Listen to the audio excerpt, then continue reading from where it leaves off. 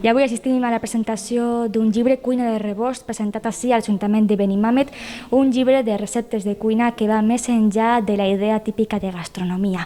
Una gastronomia més sostenible, més ecològica i respectuosa amb tots els processos de creació, d'elaboració del producte. Bueno, cuinar rebost l'hem pillat, diguem, de la tradició de les famílies, de tindre un rebost en casa, guardar els aliments i d'allí tot el dia pensar el que se podia cuinar. És a dir, la cuina d'aprofitament, com se diu ara.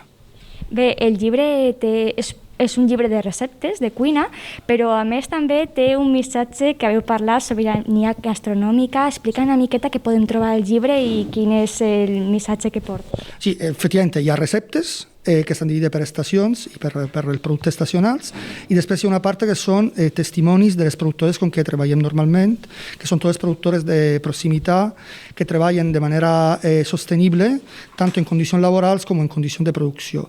I després en el mateix llibre també hi ha unes fitxes que és un poquet per a demostrar que realment aquest tipus de cuina, o sigui, d'abastiment, està a l'alcance de totes o quasi totes, diguem. És una cuina que té com molts valors, no? Ecològic, producte ecològic, més sostenible, més proper. Explica una mica. Sí, és una cuina que nosaltres diguem que se basa sobre posar les vides al centre, tant en la producció del menjar com en la producció dels ingredients que la composen. Aleshores, és una cuina que té molt en compte, diguem, l'equilibri entre totes les parts del món en què vivim, el mediambiental, el social, el personal i el familiar. I aleshores és aquesta la idea. O sigui, la idea és que nosaltres diguem cuinar menjar és un acte polític perquè realment reflexa tot el món en què vivim. I aleshores, a través dels nostres plats, diguem, intentem retornar la idea, no? Que la cuina sia un fet comunitari i que en aquesta comunitat participen tots els agents, les productores, el consumidor, els elaboradors. Haveu presentat avui el llibre.